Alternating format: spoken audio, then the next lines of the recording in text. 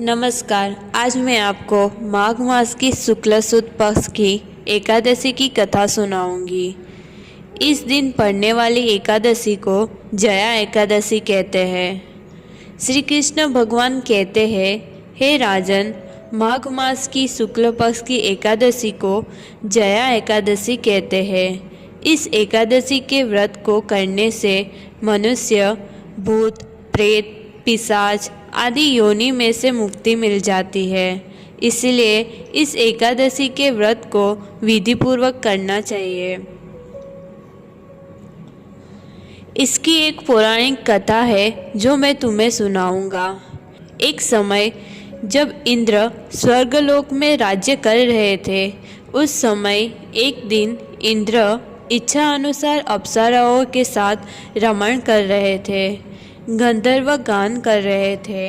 वहाँ गंधर्वों में प्रसिद्ध पुष्पदंत, उसकी पुत्र और चित्रसेन की पत्नी मलिन वहाँ थे।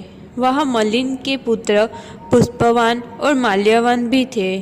पुष्पवती नाम की एक स्त्री माल्यवान को देखकर उस पर मोहित हो गई और कामबाण से चलायमान होने लगी। उसने अपने रूप, रंग, सौंदर्य और हावभाव से माल्यवान को अपने वश में कर लिया। पुष्पवती अत्यंत सुंदर थी, इसलिए माल्यवान भी उसे देख मोहित हो गया। वो दोनों कामदेव के वश में हो गए। बाद में इंद्र के बुलाने पर उन्हें नाचगान के लिए जाना पड़ा।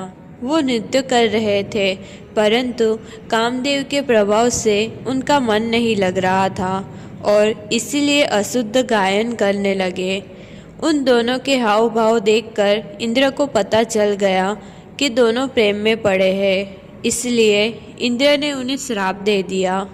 मूर्ख, तुम दोनों ने मेरी आज्ञा का उल्लंघन किया है, मेरा अपमान किया है, इसलिए तुम प्रेत का रूप धारण कर अपने कर्मफल को भोगो। इंद्र का श्राप पाकर दोनों अत्यंत दुखी हो गए और प्रेत का रूप धारण कर हिमालय पर अपना जीवन व्यतीत करने लगे। उन्हें गंध, रस, स्पर्श आदि का कोई ज्ञान नहीं था। रात दिन एक भी क्षण उन्हें नींद नहीं आती थी। उस स्थान पर बहुत ठंडी थी, जिसके कारण दोनों ठंडी से कांपने लगे और दांत ककड़ने लगे। एक दिन प्रेत ने अपनी स्त्री से कहा, पता नहीं पिछले जन्म में हमने कौन से पाप किए होंगे जिससे हमें इतनी दुखमयी योनि प्राप्त हुई है। प्रेत योनि से तो नरक के दुख सहन करना उत्तम है। इस तरह अनेक विचारों के साथ अपना जीवन व्यतीत करने लगे। देवयोग से एक महामास की शुक्ल पक्ष की जया एकादशी आई। उस दिन उन दोनों ने कोई भी भोजन नहीं लिया और कोई पाप कर्म भी नहीं किया।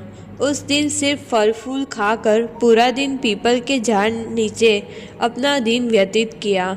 सूर्यास्त होने के बाद रात्रि हुई और बड़ी मुश्किल से दोनों ने रात बिताई और अगली सुबह भगवान की प्रेरणा से दोनों को प्रेत योनि से मुक्ति मिल गई और अत्यंत सुंदर अप्सरा और गंधर्व का देह धारण कर सुंदर वस्त्रों और आभूषण से अलंकृत होकर स्वर्ग में चले गए। उस समय आकाश में देवगण तथा गंधर्व उनकी स्तुति करने लगे। स्वर्गलोक में जाकर उन दोनों ने देवराज इंद्र को प्रणाम किया।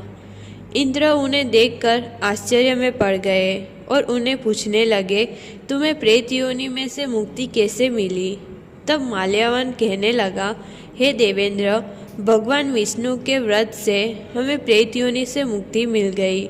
इंद्र ने कहा, हे माल्यवान, एकादशी व्रत करने से तथा विष्णु भगवान के प्रभाव से तुम दोनों प्रेत योनि से छूटकर पवित्र बन गए और हमारे लिए वंदनीय हो, क्योंकि भगवान शिव और विष्णु के भक्त हम लोगों के लिए वंदन करने योग्य है।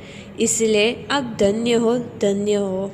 अब तुम पुष्पवती के साथ जाकर विहार करो।